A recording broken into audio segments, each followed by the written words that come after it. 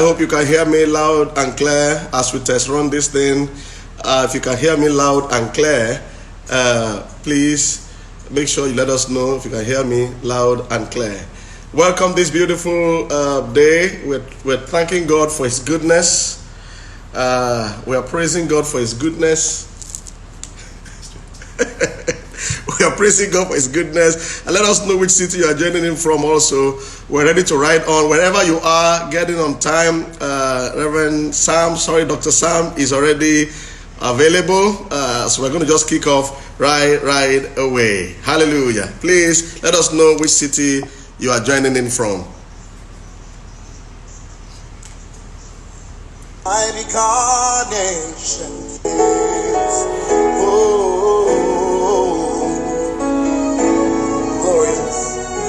Glorious deliverer, mighty God, ancient of days, strong and mighty, bright and morning star. You are beautiful, oh perfect Lord, all your ways.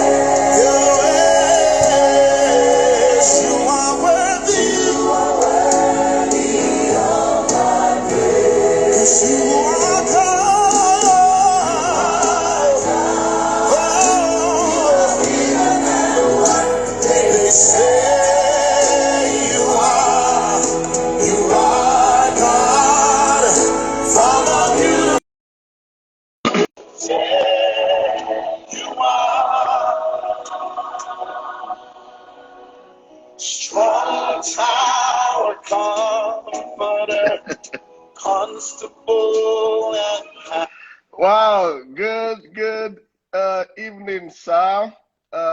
Special greetings from Lagos, Nigeria. For those good joining in, doing on time, we are going to ride fast and fast. You're welcome all the way from Turkey, Ireland. We see people joining in from Libreville, from all parts of Lagos. We celebrate that so much. Let us know which city you are joining in. Our discussion will start right away. For those who are already on board, I'm glad to have a Superman in the house.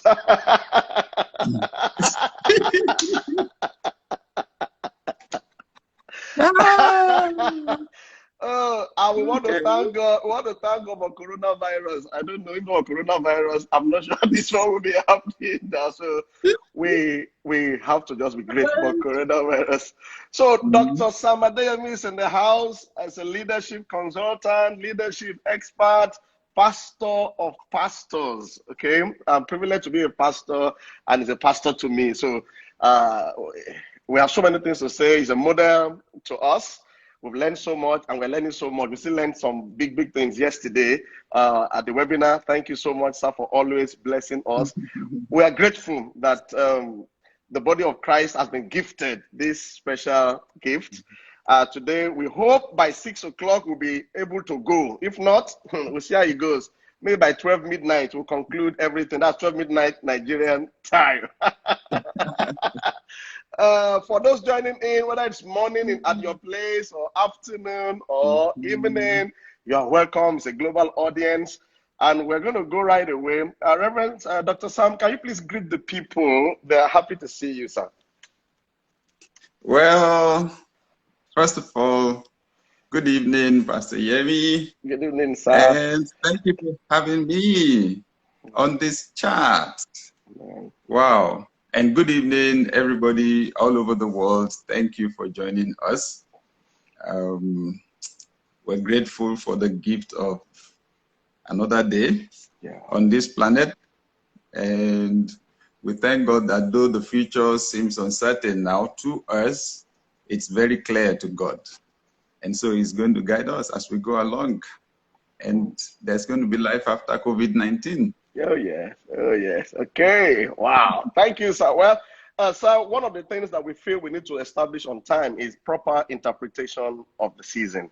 When people go to hospital, they have to do proper diagnosis before any kind of dispensing will be fruitful at all. So the moment the diagnosis is wrong or are wrong, then there'll be wrong dispensing and all those stuff like that. So I think when people don't interpret the season appropriately, then whatever steps after that might not be profitable. So I wanted to ask you, sir, what is your interpretation of this lockdown, COVID-19, global matters? You know. Okay. I'll approach it from two dimensions. Yes, sir. The first one is the logical one, that as humans on this planet, we should not pretend like we're the first generation of human beings to exist on the planet. So when something happens, the first thing we want to do is to track back and check the data as it happened to other people before. If it did, what were the characteristics? What happened? How did they deal with it? You know, so that we can project and see how to deal with it now. So I'll start from that angle. That this global pandemic has been a very confusing event to us because there are only very few people. I'm not sure if there are up to 20 on this planet that were alive the last time it happened. Okay. 1918 to 1919 or 1920. So it's new to us. So it's seeming to us like something that has never happened before, but it has happened before. So they say when people don't learn from history, they're likely to repeat it. Okay, especially repeat the bad part of it. Okay, so it's happened before. All right, it's in the realm of natural disasters, and we just. So I have a feeling that by the time we're through this, we will be grieving and we will be rejoicing at the same time. We will be grieving the people that died, because one death is too many. However, we will be grateful that the volume of death was far less than it was the last time. Yes. Global population now is about 7 billion. It was 1.5 billion then. Wow. Okay? And the scientists say anywhere from 50 to 100 million people died the last time. Yes. The way we're going now, it's going to be far less than that. Okay? So, there's no temptation that has taken us that is not common to man. There's nothing the planet has not seen before. It's just that we have not seen it before. So we should calm down. If the last one that killed 50 to 100 million people did not wipe out this planet, this one is not going to wipe out our planet. The world is not coming to an end. Okay? The other part to it then is the intuition part of it. Okay, so what are the lessons that we learn? Is God saying anything? And when we come to that dimension, I draw on 1 Corinthians 13, verse 9. It says, for we know in part and we prophesy in part. So I'm listening to everybody.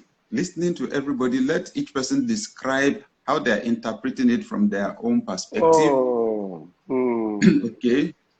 But what I have taken most seriously are the things that the Lord Jesus Christ had to say. In the Gospels.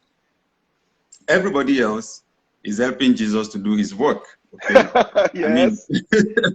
Right? John the Apostle that wrote Revelation is a disciple of Jesus. So I want to hear what Jesus himself has to say. So I've read Matthew 24, and I see Jesus saying there will be natural disasters, there will be crises, there will be disruption. That's true. He said so. People ask, oh, is this the end time? Is the world about to disappear? I tell them, end time started from the day Jesus left this planet. That's true. End time started already. The people that he left here, in fact, thought he was coming back during their lifetime. We've been in hell. Everything he said, from earthquake to wars to rumors of wars, they've been happening since then. Okay? So we've been in end time. So maybe this is middle of end time or end of end time. I don't know. or extra time. Extra time. Injury time, like we call it. Okay. I just warn people, don't get into calculating date. You will create problems for yourself. People have lost their reputation over it. Jesus said in Matthew 24, nobody knows the date. He said even the Son that he himself did not know, that it is only the Father that knows. So, but he said something. He said when the plants begin to bud, he said, you know the season is changing. When the weather begins to change, you know that the season is changing. He said, that's it. So when things begin to happen, take those as a sign that the season is changing. Since this thing happens at an average of 1 in 100 years, once in 100 years, then we should take this as a massive sign of change. I know some people want the lockdown to finish now. They want to, and what they're not saying is they don't want things to change too far. They want us to be able to get back to the way things were before. Sorry, this one is going to deal with us in a deep way. Some things, yes, will go back to normal. Some things will never go back again. Wow, wow. I think that is the main thing. Change. The massive changes that will happen economically for most of us that are Christians, the way we do church in that sense, and the way we run our businesses. It's not going to be small changes. It will be massive changes that we're going to get ready for. So are you saying that the lockdown will be longer than this? What do you see? Okay, so again, if you track back to the way epidemics work, especially a global pandemic like this, and you're listening to the scientists, then they tell you, okay, the reality is when you know some people are still carrying the virus around town, two, you know there is no cure. They won't need to beg you. Except if you have a life at home. You will be afraid to go out to socialize. So the way the world has dealt with epidemics is to create vaccines. Yes. Okay, that's how some people are making a big deal of vaccines now, and I feel like just shouting, if you have never taken a vaccine in your life, raise your hand. all the smallpox, and all those ones that tuberculosis, BCG, all the jabs, I have marks on my shoulder now. So, that's how the world has dealt with infectious diseases. So they're looking at the timing for this. Gratefully, science has advanced. So because normal protocol, it is 18 months to produce a vaccine, 1.5 years. But right now, they've already started testing. They're testing vaccines already on humans. In the US, they're testing in Germany, they're testing in France, in the UK, they started yesterday by Oxford University. So it's going to happen faster. So this is the way it's going to happen. If the restrictions are lifted from the lockdown, you can't guarantee they will be long. There can be resurgence. The vaccine is there on the field. There may be a resurgence in some places. Then they will have to shut down again to restrict. Exactly. So, so that's the point. And especially when it comes to large groups of people gathering. So we may be able to deal with little things like restaurants, like in the US now, for a long time. It's going to be takeout or delivery. So in Texas state now and some states, they're saying when they allow the shops to open, you will call or go online, order what you want. When you get there, you will stay in your car. They will bring your stuff to you in your car and you go away. Right? So but large gatherings of people, it may not be very good news for pastors, but large gatherings of people, I'm not sure.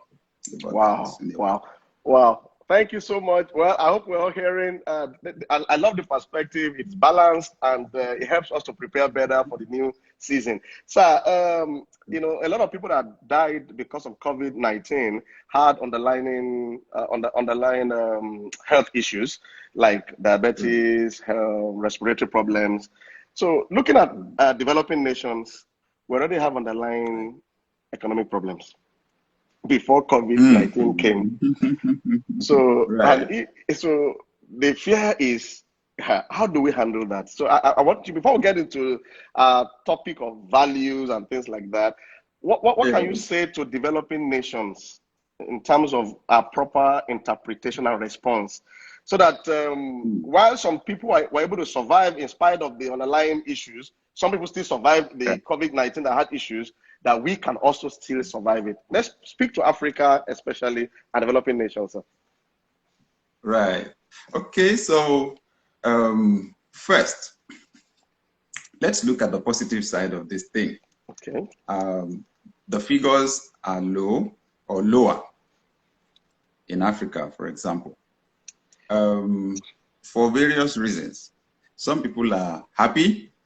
They think the fact that the figures are lower in Africa, simply it's because we're more spiritual or we're better than the people in the developed world. But if they check the trajectory around the world, they will realize it is actually the rate of testing that influences the way those figures go. So even in the developed world, they started with very low figures. But this thing had gone a long time in their communities. So the more they then ramped up the testing, then the more the figures went up. So don't get too happy too soon.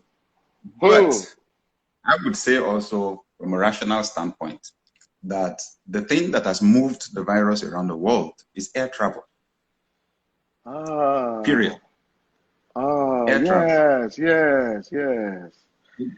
There was a Chinese New Year festival in January, okay? And it was celebrated in China, but specifically Wuhan, where this whole thing started from. There is a compound, a section of Wuhan, where 40,000 families were hosted, to the celebration. And then from there, they fanned out all over the world. 3 days before Wuhan was locked down, 5 million people left Wuhan. Okay, and fanned out all over the world.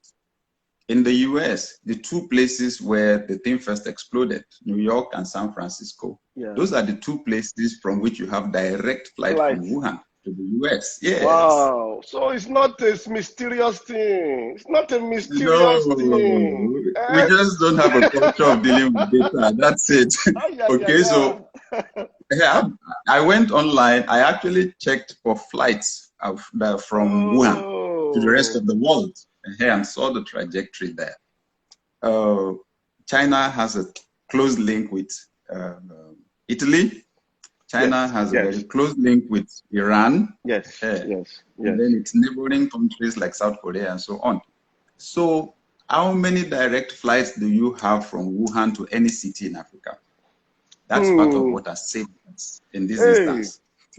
But you have loads of those flights into Europe. And then you have a lot of flights from Europe into Africa. So when this thing exploded in Europe, we were dilly-dallying, we were delaying. Okay, so the thing it was the flights from Europe that we should have dealt with. But gratefully, I'm grateful that our government still did and shut it down. But some people had already come in. Okay. So the danger that we have now is community transmission. Okay, so we have to deal with that. But then our economies are not as strong as those in the developing part of the world. So the tough part now is it's not making sense to tie everybody down when a lot of people earn their monies on a daily basis, their income on the daily basis. Once we did the lockdown, within 1-2 days, people were going broke and shouting on social media. So we need a creative solution of our own. We need to find that balance. And it's a very tricky one. We don't want hunger virus to kill more people than coronavirus.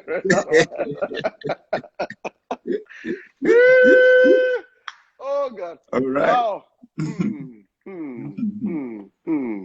So we need to find a way to let people work. But if it's going to work, then we will have to find a way to manage the transmission.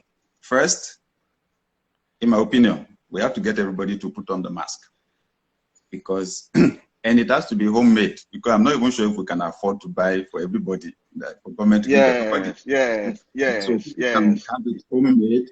So instead of the disposable one, then they can wash it and every hour or every day and reuse it. Because what it does is to keep the infection to the person that is infected and not to spread it around. Okay? And then the testing has to become massive. So that people can know their states and also isolate. And with that, we can slow down the community transmission and get most of our people working at the same time. Wow. Ah, that's great. So, and then we can have maybe most of the public places have hand sanitizers, enough water to wash, and all those kind of protocol can become more established in public places like churches, like schools, salons, and all those. And at least it will reduce the. Okay, that's a great one. And social distancing. Yes. No handshake for now. Sorry, no hug. But how do we now greet each other? Is it like this or like this? Or like this. I like this one. The Wakanda. Because it shows you we're close, okay, we're tight. Is it like this or the Wakanda? Like well, that one is even double barrel. So that's Wakanda. Yes.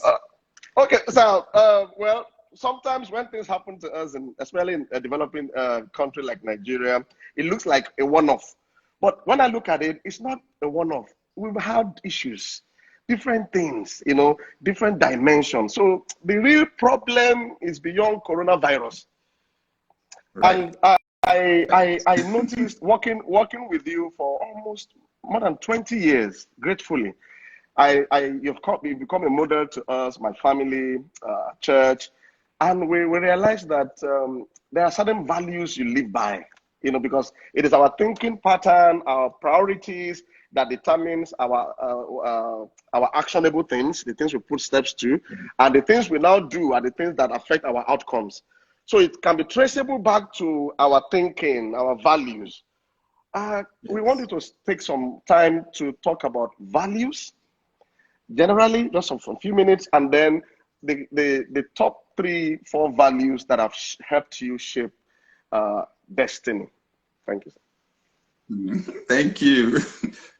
Yes, values come from the word value. And value means worth. So when we describe somebody's values, we describe the things that are important to the person, the things that have worth to the person. Okay? The person's standards, principles. And I've had Dr. David Oyedepo say that if you don't have values, you won't have value. Okay? A lot of people don't think about values because they are intangible. Okay? They are intangible, but they are very powerful. Our values are created by our beliefs. So if I believe that something is important, that is when I make that thing important in my life. Okay? So your values don't change. Your values control your decision.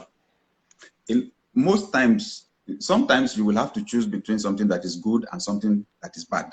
But then a lot of the time you will have to choose between something that is good and something that is good.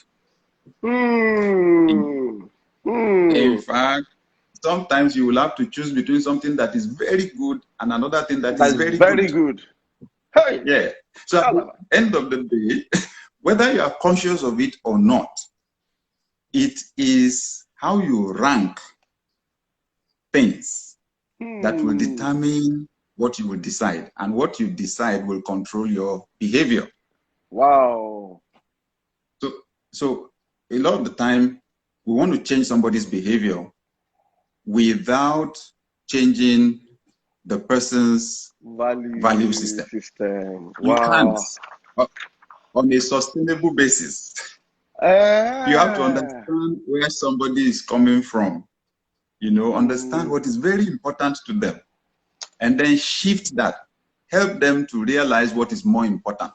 Once they adjust their thinking like that, their behavior will follow it like that. And that's why knowledge is powerful. That's why education is powerful. I realize, for example, that African culture does not value principles. Okay? Because, let me explain it with 1 Corinthians 1, where Paul the Apostle said, the Jews seek for signs, the Greek also seek for wisdom. He said, but unto us that are called, Christ is the wisdom of God and the power of God. So he's saying, look, there are two ideological foundations that drive the world. Some part of the world believe in miracles, the supernatural, the existence of God. That's the science that the Jews believe in. He said the Greek believe in wisdom. The other part of the world is logic. The world can be explained. Research it. You will find there's a principle controlling it. When you understand the principle, you can create the effect you want as many times as you want. So you would say Europe, for example, is on the logic part. And then Africa is on the miracle or science part. Miracle. So we're not strong in research. You will notice it is when you understand the laws of motion that you'll be able to create a bicycle or create a car. It is when you understand the principles of aerodynamics that you'll be able to manufacture a plane. Okay? So knowledge shifts your values like that. Wow. Personally, you asked which values influence my thinking, my decisions, my actions. Number one, love. Love. Because they asked Jesus, which is the greatest commandment, he said, love God and love your neighbor as yourself. So naturally, I'm someone that tends to put more value on goals, on objectives.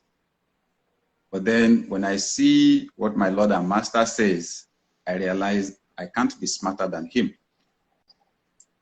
So I must put God and people first. Then in fact,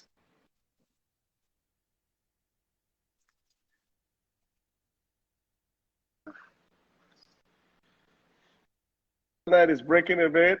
It is breaking a bit, sir. Okay. Yeah, I think we had a slight break. Hello, sir. Okay, so hello, sir. Yeah. Yes. Yeah, can you backtrack a bit, sir? Just a bit, sir. Yeah. Okay. Yes.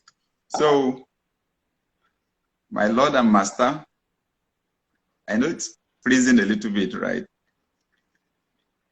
Yeah, a bit. So it got frozen from when you said love. Can you go back to that place of love, sir? Love. Exactly. So I read the Bible and I discover that my Lord and Master says that loving God and loving other people is our greatest priority. And I realize I cannot be smarter than my Lord and Master. So do I have the tendency to value tasks, to value goals and objectives, you know, and projects? I realize loving God and loving people is the highest value on this planet. Okay? In fact, when John the Apostle would explain what Jesus actually meant, and that's in 1 John 4, 20 to 22, he says actually what the Lord was saying was that he that loves God must love his brother also. So I realize every human being is an extension of God. I now back up into the Bible and I read through and I realize, wonderful, no wonder. Anything you do to a human being, God counts it as having been done to him. So whatever I will not do to God, I will not do to another human being. So love is the number one value for me. Okay. And then number two, then riding on that. So it's loving God and loving people. The first set of people I have to love is my family. I value family. Okay. So when I have to make decisions, when I have between family and something that is important, especially my job, you know, I go for the family. Wow, okay. internet. Let me explain it. Okay.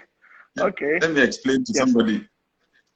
I told our associates, our pastors in Daystar, I said, I will delegate to you guys everything that I can delegate.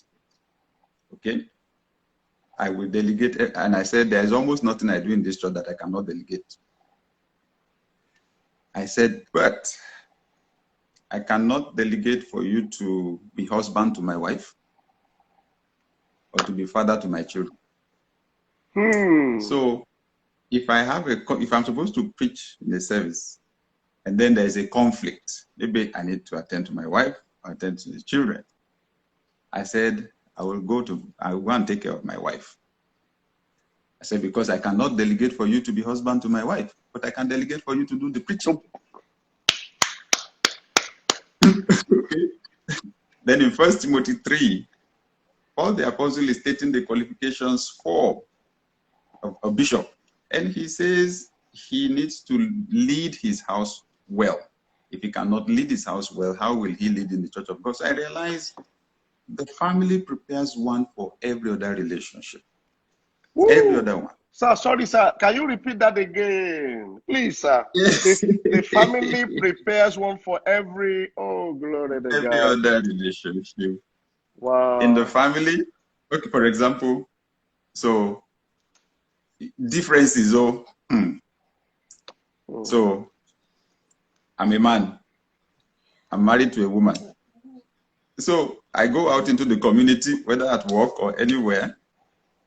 So it will not be any surprise if I meet women out there because my wife is a woman. Okay, that prepares me for relating with the other gender. Yes, sir. For even the children, so children have to deal with younger people in the society. The children have to relate with each other, and then they find out you're an introvert, your brother is an extrovert. Yeah, so dynamics in family. So I value family. I value my wife. Value the children. I value knowledge. I place a high premium on wisdom. Because from my understanding of the way the human being works, you can't rise beyond the quality of your thinking, period. It's just the way it is. Hey. So when God wants to, when God wants to change your life, it is your thinking he will change first. Okay? Because the way he designed us, our thinking plus our emotions make us magnets. We will attract the material equivalent of those thoughts. Okay? And then the final thing I'll mention for now, I value contribution, adding value to other people. When you walk in love, you sense value in other people. Sensing that value, especially seeing them in the image of God, will make you to see a gap between their reality and their potential. Wow. Love will motivate you to bridge that gap. Love motivates you to bridge that gap. So God so loved the world that he gave. Okay? Love so I value contribution, I value giving. Okay? I value improving other people's lives. And then I found out when value goes from you, value will come back to you. Ooh. Ooh. Wow. Wow. Hey, hope everybody is getting, the way I'm feeling out here is amazing. Wow. Can you hear that? Love. Love, love, love, love. God is love. God is not like love. God does not have love. God is love. Every human being is an extension of God. So what I cannot do to God, I should not do it to another human being. If that is in Africa, Africa will be like heaven. No, we will not be stealing. We will not be stealing money. Oh. Exactly. Because that alone can drive development. That alone can drive building and maintenance of infrastructure. Because it's the people that will use it. And when it goes bad, you repair and maintain, because the people must have it and enjoy it. Wow. So love, then family. Right. The family prepares one for every other relationship. Mike Murdoch says if you can survive your family, you can survive anything in the world. So much lessons we can learn right. from our family. Wow. Because when right. Apostle Paul said that we must be able to take care of a family before we can lead the house of God, it's a very powerful parallel. Wow. Wow. And then this knowledge zone is very simple. So we cannot rise above the quality of our thinking and our knowledge. Okay. But I like what you said, sir. When you said when value goes from us, value will come back to us. So that's the way people can rise in life, by adding value to somebody else, not looking for free things all over the place in that sense.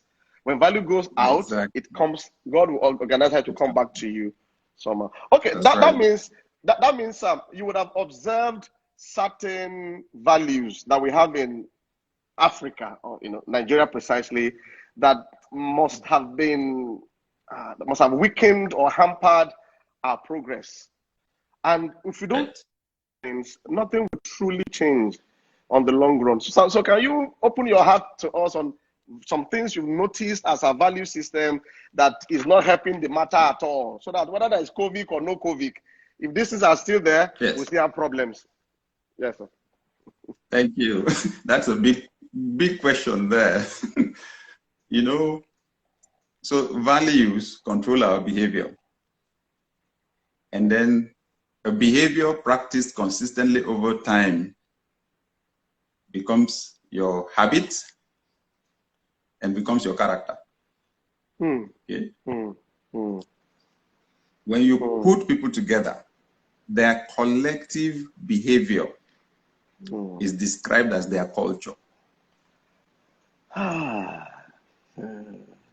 Yes. So the collective behavior is described as the culture. That culture rests on the collective values and the collective thinking of the society.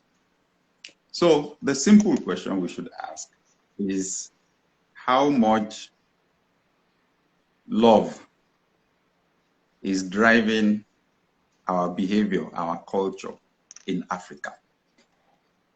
Okay, and what I have tried to do is, to live in two cultures at the same time, live in what we call the developed part of the world and the developing part of the world.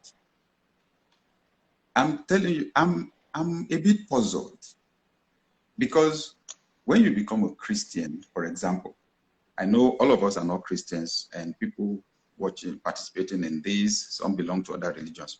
But let me use Christianity as an example. That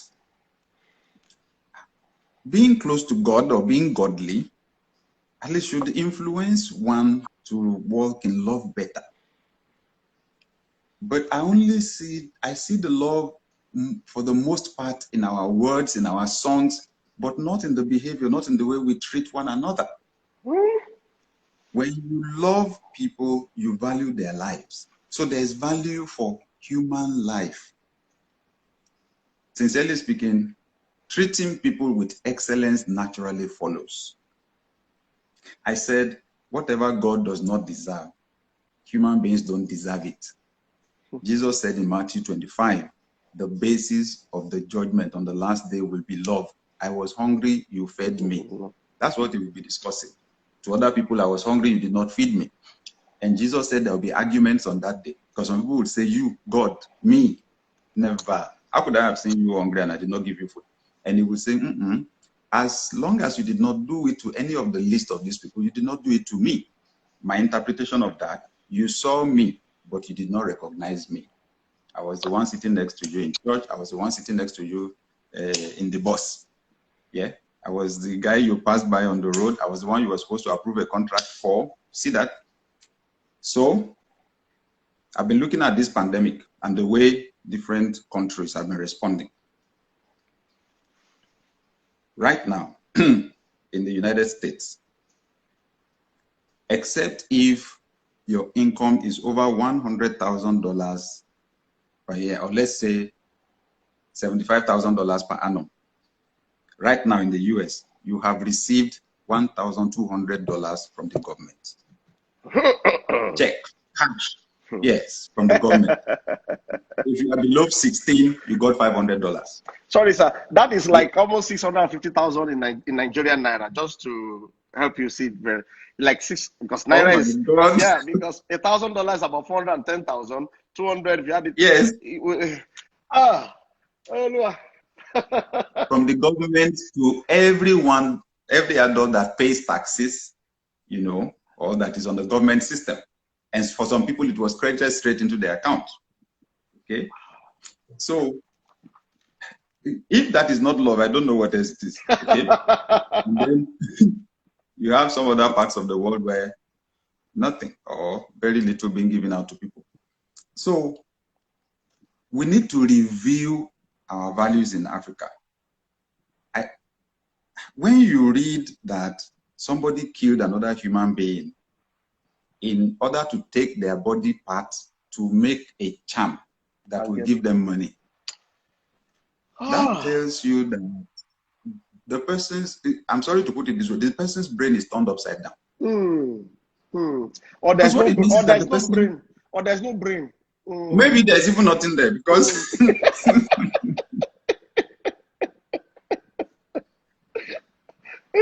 because what it means is that the person sacrificed human life to make money. It means that the person values money over human life. Anybody that does that is an idol worshiper.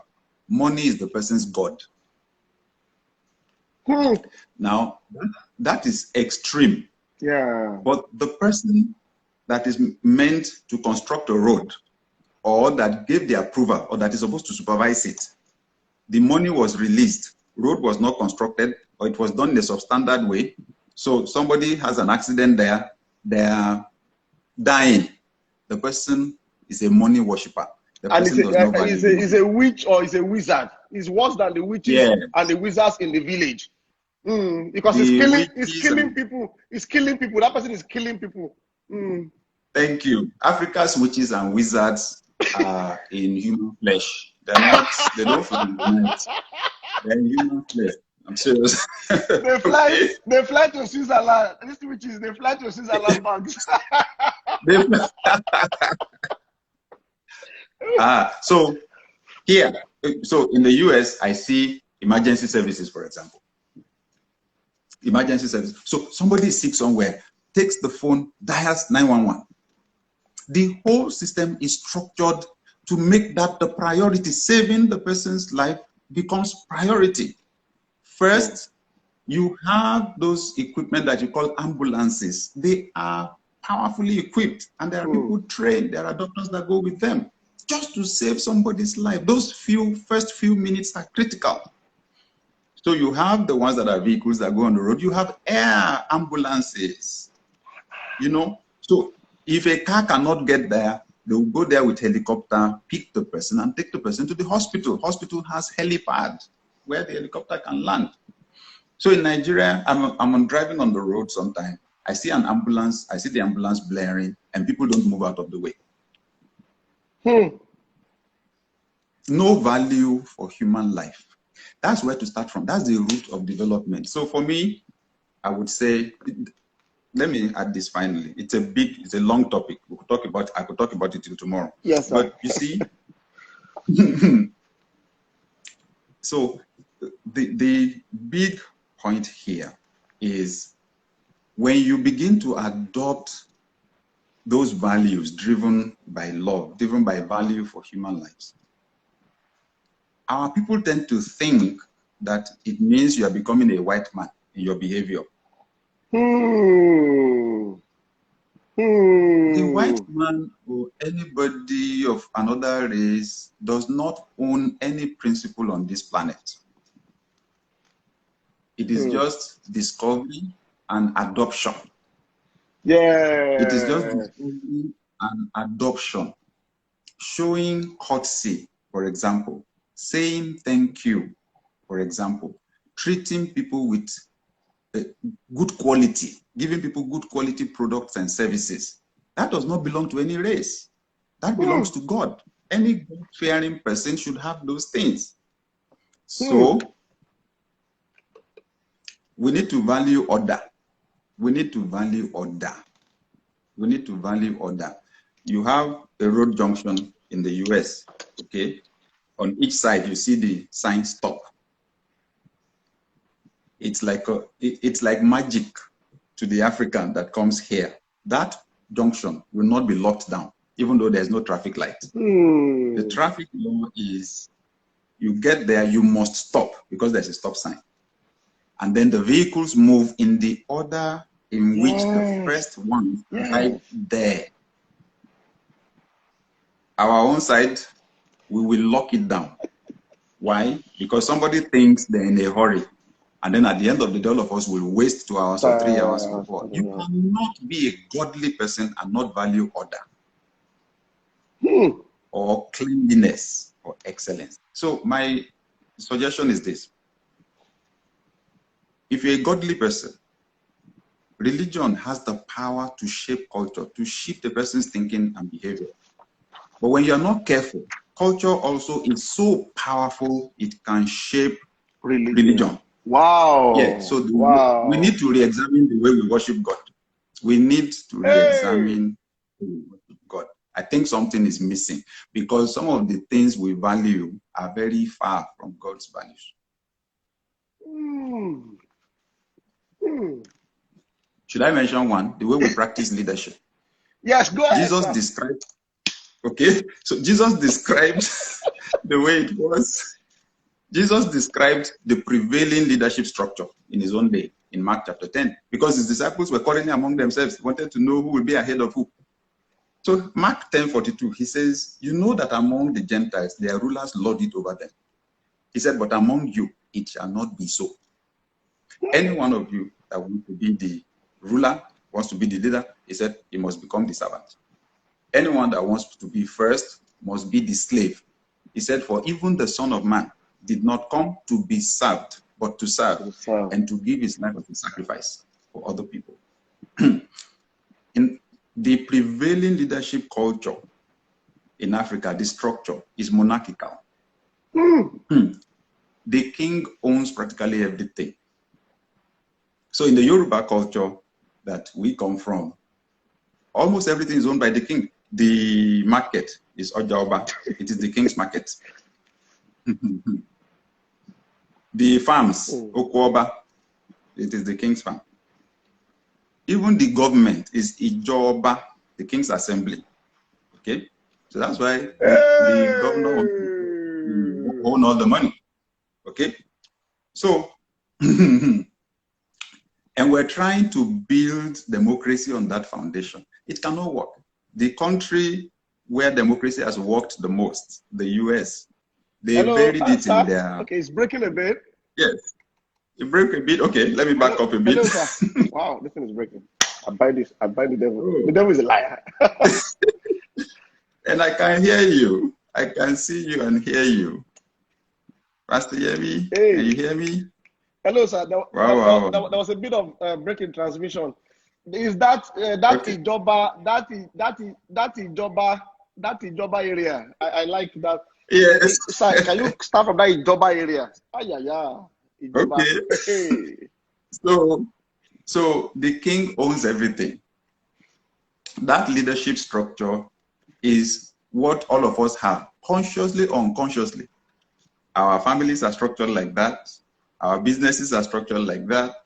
Our churches are structured like that. And we're trying to build a democracy on that foundation. The country where democracy has worked best, the United States, they buried it in their foundation. Okay? So the US, where democracy has worked, they buried it in their foundation that God created, that all men are created equal. If we can get every Nigerian to agree to that, Nigeria will change. The Nigerian citizen will stop worshiping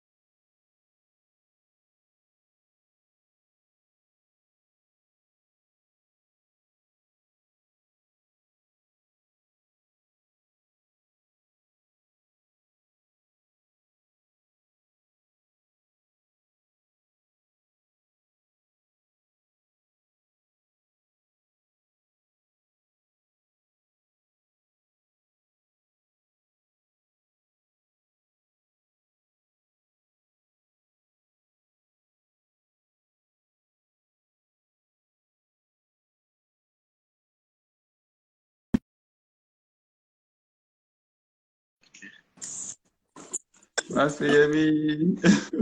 We are sorry. Can you hear me, sir? Yes, I can hear you and I can see you. Okay. We lost connection. So I want to appeal, sir, that can we go on a break? We'll shut down, and then we know your schedule is, but what you are dealing with is the devil is a liar. So we are thinking of shutting down in the next 3 minutes, and then we reconnect again for another just 15 to 20 minutes. Is that okay? The challenge is that I have Pastor Nick and I have a Zoom meeting at our daughter's school. It's a parents meeting. That is actually starting on the dot of the hour. So maybe we'll have to continue this. Yes, we'll do a part 2. Especially if the lockdown continues, we'll find a way of doing part 2. So give us your thoughts. Another 2-3 minutes as you round up this. How did they enter the church? How did they enter the church? The leadership thing. Go ahead, sir. Yeah. Okay.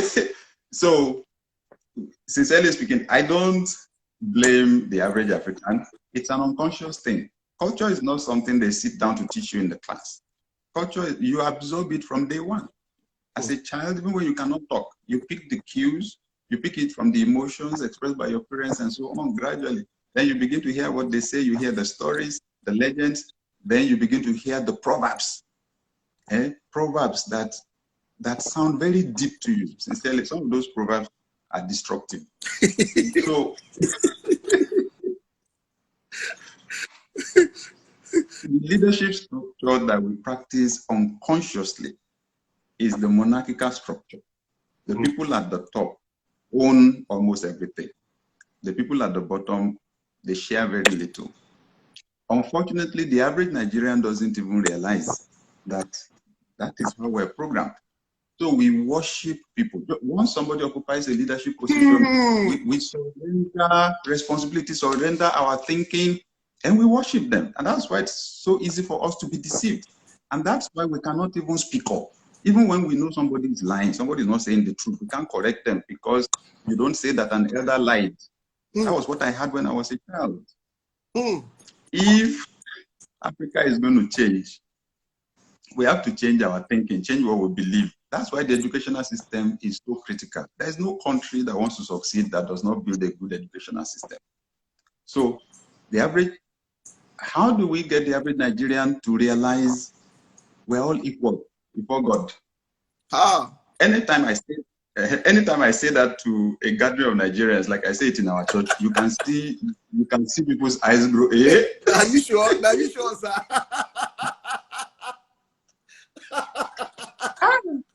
And then I see the disciples of Jesus. Peter, for example, the day he went to Cornelius' house, you know, Cornelius fell down when Peter showed up. Yes. An angel appeared to Cornelius, talked about Peter, and gave him the address of where he was living. When he saw Peter, he just fell down. Peter just pulled him up immediately and said, I'm a man like you. We are the same. Yes. Yes. So if you're a leader and you understand that that's the value of Jesus, you will not allow people to worship you. Yeah. You will direct the worship to God, but then tell them to have self-esteem. Stand up. Yeah. You are as special as I am. Yeah. And then seek to bring out the best out of them and serve them, of course, empower them to be the best. Kai. Oh, I hope everybody is listening. I hope our leaders are listening. And I hope all the leaders in the making are also listening, because things are shifting hands. Okay, a season like this is a shift. And I know you are listening this evening for a purpose. I mean, even in Nigeria, whatever time zone you are joining in from, is a shifting season. I want to believe that what you are hearing is a seed that we've heard, and God will help multiply that revelation on our inside. I'm sure if we go over, we're going to post this video after now. You want to watch it again and again. If you look at it from the love perspective alone, it's enough to think about. Love perspective alone, how you deal with people, even animals, how you deal with animals, how you deal with God's creation. The environment is God's creation. If you love God, you value the environment, His creation. If you love God, you will love people.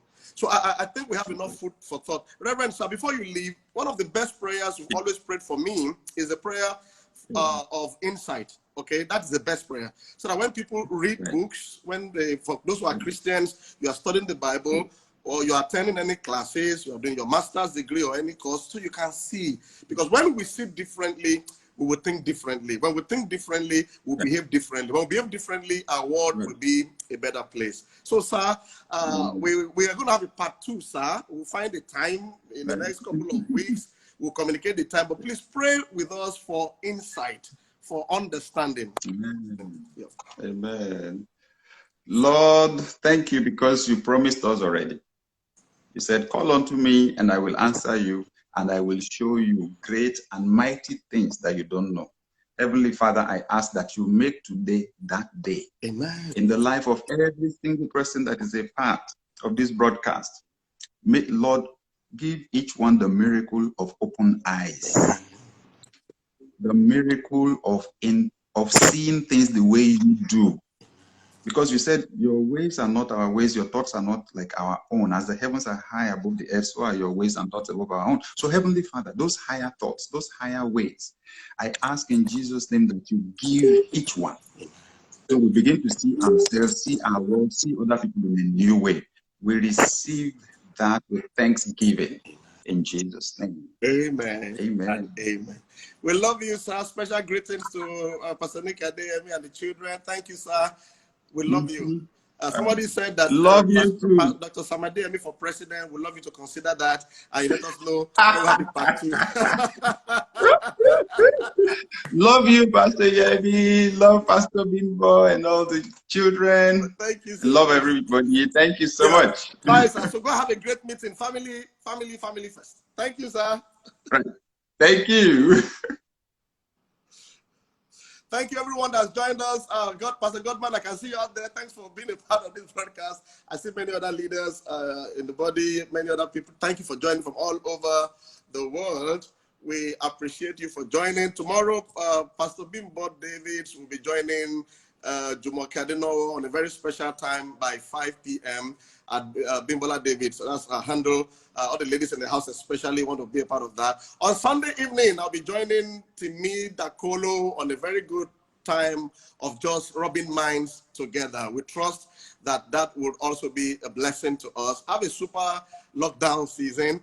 Make it a shifting time for you, shifting for a new phase of life, even as we pray. I hope you've been enjoying I hope you've been enjoying the conference so far. God bless you. Have an amazing time. God bless you.